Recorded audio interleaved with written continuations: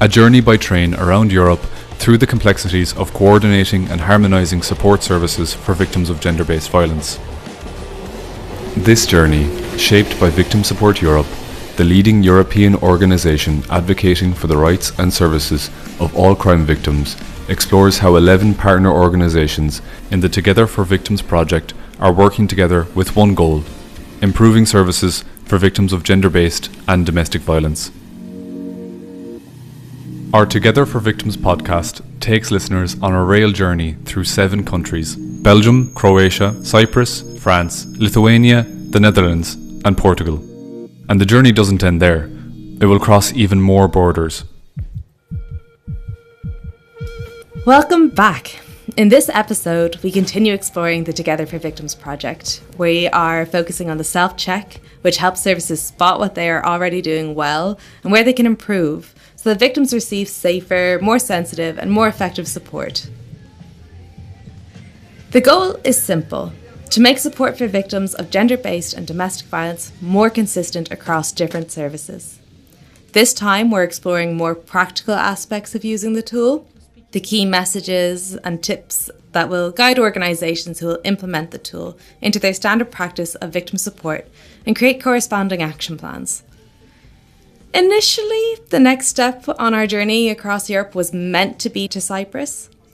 Due to the uncertain geopolitical situation in the region, our plans changed and we found ourselves travelling once again to the very familiar Lisbon, where we're hosted by our Portuguese colleagues again from APAV and FEM. We are currently attending an in-person event called the Spring School, which brings together over 50 participants from partner organisations, as well as external organisations from all over Europe who will be trained on how to use the project tools. Let's hear from project partners, trainers and participants. I'm here today with Leonor Costa, project manager at APAV, the Portuguese Victim Support Association, one of our partner organisations in the 2Gether4Victims project. It's so great to see you, Leonor. How have you been doing? Thank you for having me. I'm really excited for our chat. Thank you so much for hosting us in Portugal. Our travel itinerary has changed very last minute, but we're glad to be back in Lisbon. The last time we visited, it was during the study visit when partners learned a lot about the Portuguese victim support system. Can you possibly tell us a little more about what has been happening in Lisbon this week? Sure. This event is slightly different from the study visits. Well, our main goal is still on ensuring that support organizations have the capacity to support victims of gender and domestic violence, of course. However, the big change this time is on the training. Our location right now, it's Nova University, which kindly agreed to host our group at their campus, so we are very thankful to Nova. And right now the focus is on learning and gaining new skills and improve the existing ones. So we brought together the project partners and external organizations who will be trained by experts on how to start using the project tools on their daily work. So our goal for this week is to build confidence among the participants so that when they go back home, they feel empowered to use the new tools on a daily work and better support victims. We dedicated some of our previous episodes to introduce the tool that APAV developed, one of the 2 key instruments of the project. Could you maybe remind us in very simple terms, what is it all about? You call it the Organisational Self Assessment, right? Yes, exactly. So the Organisational Self Assessment, in short, the OSA tool, is basically a self-check or a questionnaire, if you like to name it that way, about the existing and specific policies on practices within the organization. It covers multiple aspects of the organization and internal structures, from protocols, diversity, equality, inclusion, about staff well-being as well, awareness to infrastructure, and also data management. So the main purpose is to provide your organization within a clear picture of where it currently stands and regarding diversity, awareness, and inclusion, and to offer guidance as well on where and how to improve in the future. So you can think of this tool as a compass towards the best possible practices on a non-pass or fail test. I imagine that is a bit of a tricky part, ensuring that organisations don't feel the pressure to meet all the ideal conditions set in the tool, but at the same time setting a high example to work towards. Exactly. It is one of our top priorities to refrain from making any negative assumptions about the organization. It's absolutely normal if the organization don't meet all the criteria. Who does? So the tool is aimed to equip the organization with knowledge about the current policies, raising awareness as well, and providing guidelines for future improvement. It is a high standard, I know, but anyone who has worked in a support organization knows how difficult it can be to meet all these criteria. So, is this something that you have included in the ongoing in-person training? Of course, the self-assessment tool is for all of us, the project partners included. For many of us, it's the first time that we are evaluated in our internal practices in such a systematic way.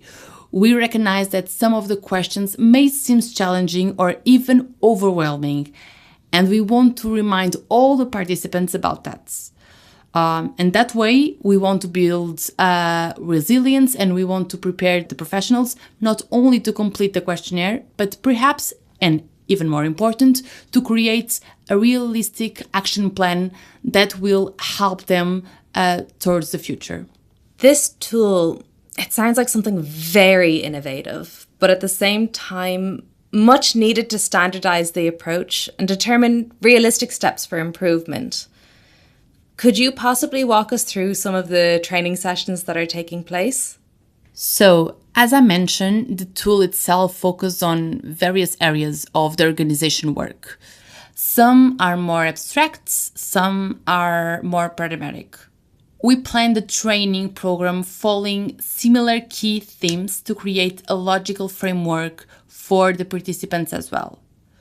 We start with the aspects related to intersectional policies within the organizations.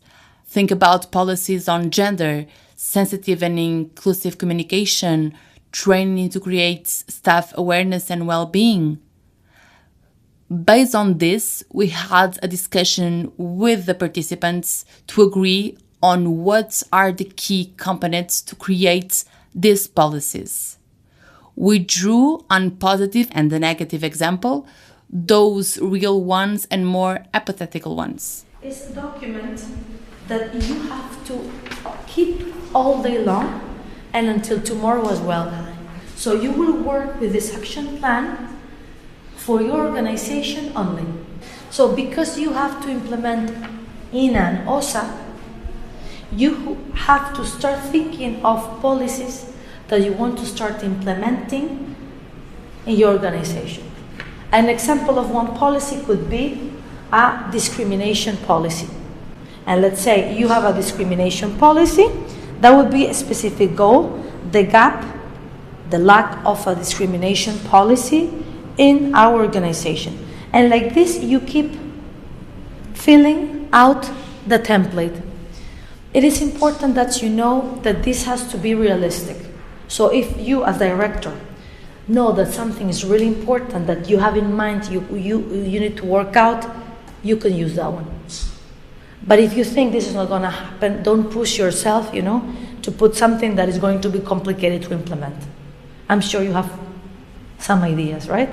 What do you think you have in mind now that would be the most urgent policy out of OSA or INA for you to implement? This exercise really helped everyone to visualize a strategic perspective for the future. We did a similar brainstorming with a reference to infrastructure and support services. We tried to pin it down what makes them truly intersectional and gender sensitive. I really think I'm starting to see your vision here and what you've created. Absolutely. We follow a clear pattern. So, based on practical scenarios, case studies, and examples for everyone in their daily work, we also identified clear components that can have a positive impact on how organizations function and also the equality support that they provide to the victims of gender-based and domestic violence. With this knowledge in mind, participants will now sleep in smaller groups and work on creating very practical and actionable organizational plans. The overreaching question is what should be included in these ideal support services and address the needs and the barriers of all vulnerable groups. I hope we will talk directly to the participants to show the diversity of perspectives that they represent. Leonor, that's a great idea. I'm going to go straight to the participants. Let's see what they're thinking.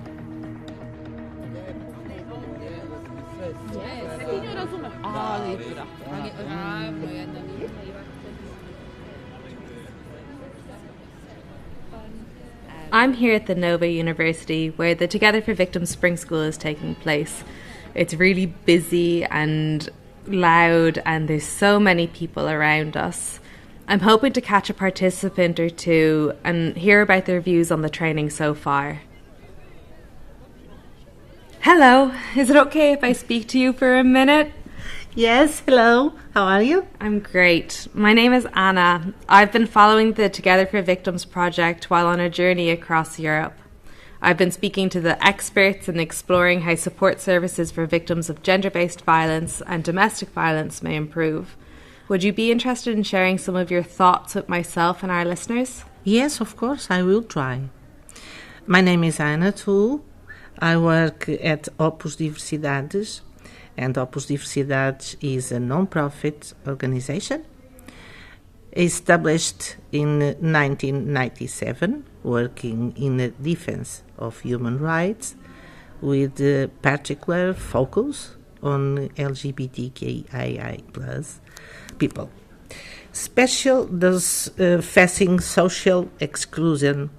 Its aim is to defend human rights of sexual and ethnic minorities through direct social intervention, advocacy, and community-based service, fighting stigma and discrimination, promoting dignity, inclusion, and equal access to rights.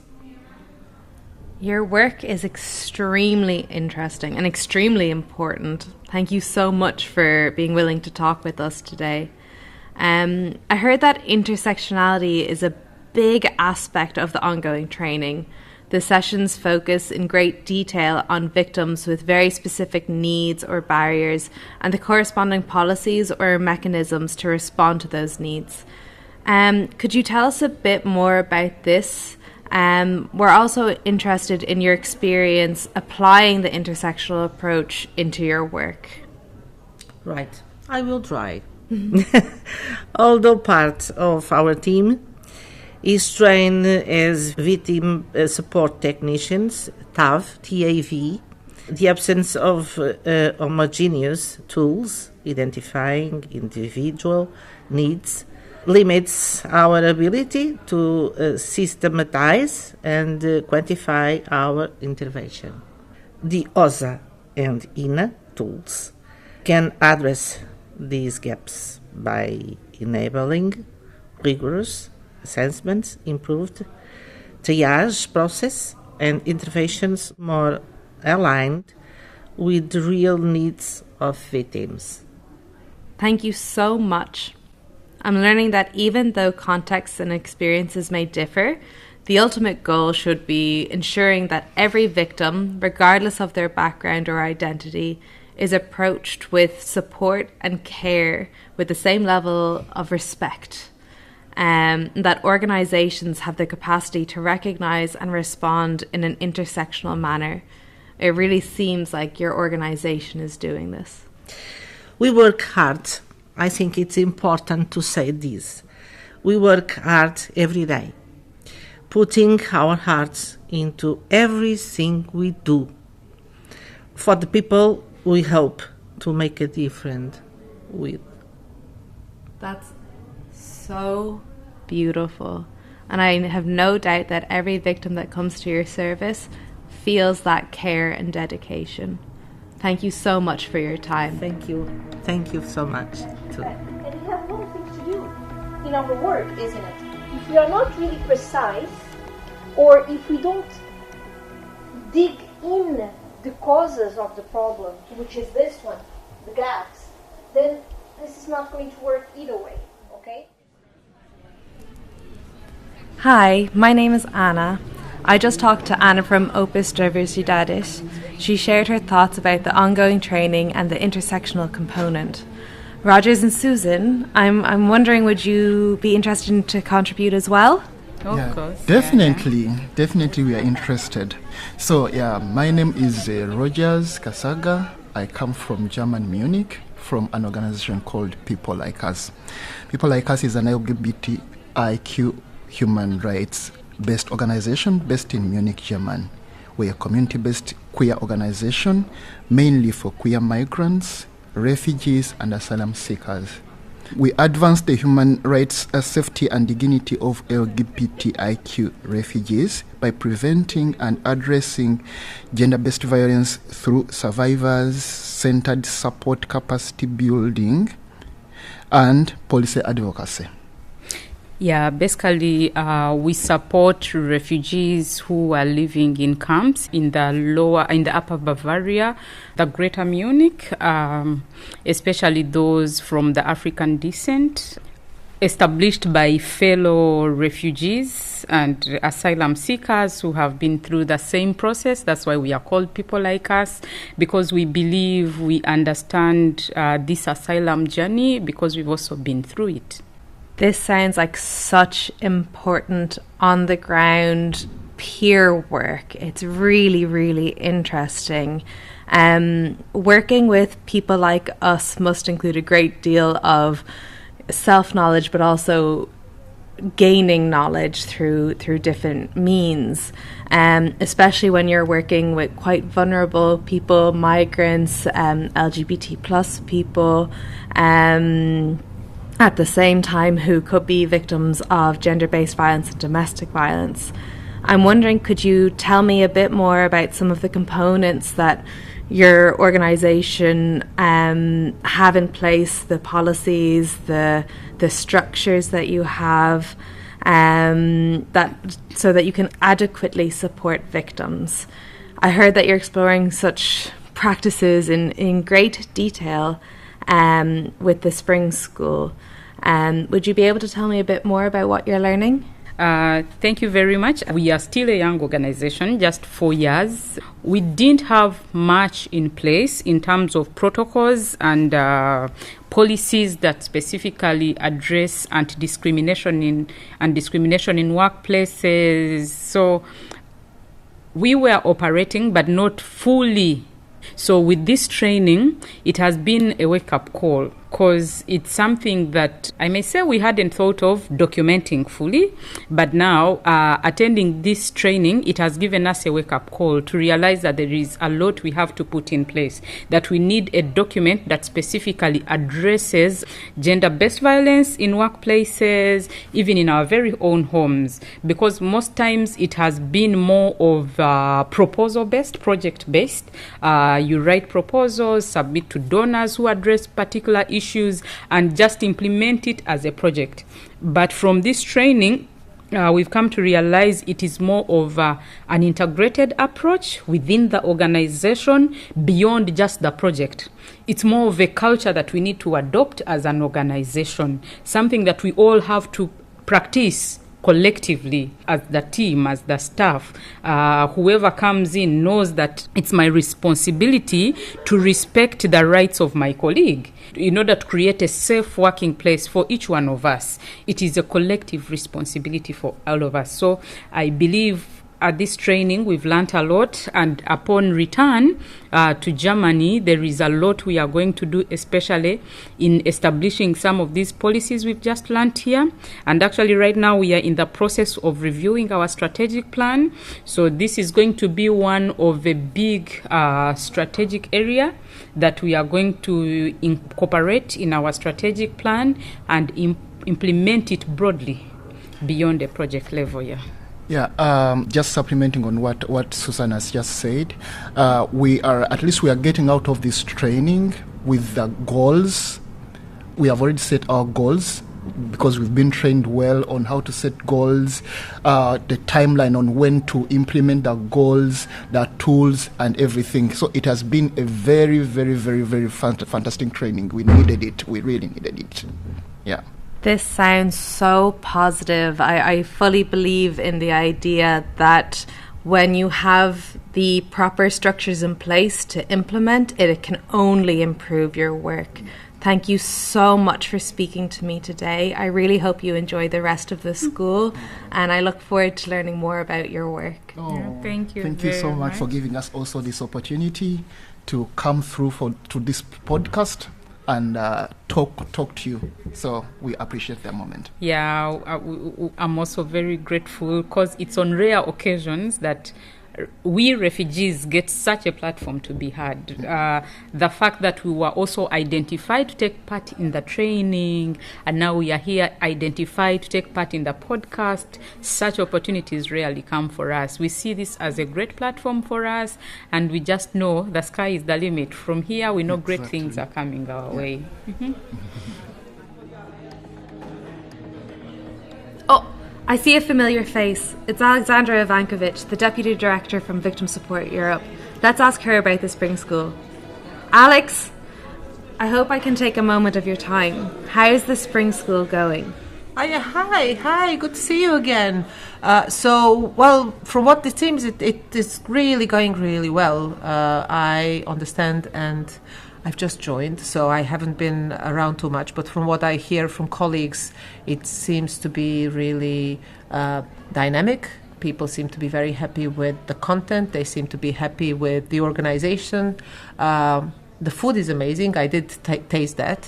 And we're just looking forward to see how everyone's action plans are going to look like, and we're going to have a day of exchanges and kind of closing of discussions tomorrow, and I will absolutely be there tomorrow, so I'm looking forward to seeing how it went. I would love to just ask a little question about the organising of the spring school, you know, the collaboration between all of the organisations coming together and the importance of the organisational self-assessment tool. Well, it was really, the collaboration so far has been really wonderful. We collaborated with all the partners. Everyone was contributing with a lot of enthusiasm, a lot of knowledge, a lot of energy. And I think we have some wonderful tools. Organizational self-assessment is maybe a little bit boring tool because it is about helping organizations have better governance, better internal infrastructures, etc. But then it is really fundamental, because if organizations are inefficient, if they don't have good processes and good infrastructure to respond to the needs of all victims, regardless of who the victim is, regardless of their gender, and regardless of the type of violence they're experiencing in the context of domestic violence, then it's really difficult for them to respond to the needs of victims properly. So even if it's a little bit technical, even if it might sound a little bit boring, it's still fundamental for us to be able to provide high-quality services. So anything that leads to that is always worthwhile. I totally agree. To me, it doesn't sound boring. It sounds like the foundation of a good service for victims. Thank you so much for your time. I'm really excited to hear more from the participants in the next episode. I'm going to head back to the studio now to finish my conversation with Leonor. Thank you so much for your time. No, thank you. Thank you for noticing me, for approaching me. It was really wonderful seeing you again. Bye. Wow, Leonor. These international exchanges paint such a diverse picture of how organisations work and what are the areas for collaboration. On that note, I think we should hear from Leonor again, APAV, and the other partners in this project, the experts in facilitating such cooperative initiatives. Is this something you had in mind when developing and joining the project? Absolutely. Our main goal was to bring together diverse organizations and work our way in which they can collaborate, whether they work with all victims of all crimes or only victims of gender-based and domestic violence. Ultimately, we want all the same things: for victims to receive appropriate support, and where are many areas where organizations can complement one another. So with that, I'm coming to an end of this incredible journey across Europe, following the 2Gether4Victims project and learning about the services for victims of domestic violence and gender-based violence, those that are available and those that we should all look forward to being implemented. What do you foresee the impact of 2Gether4Victims to be in this area?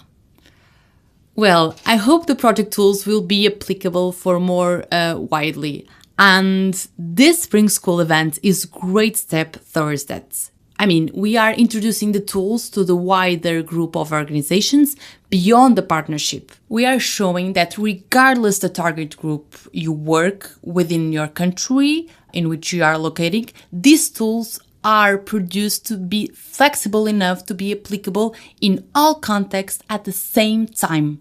So they are a great step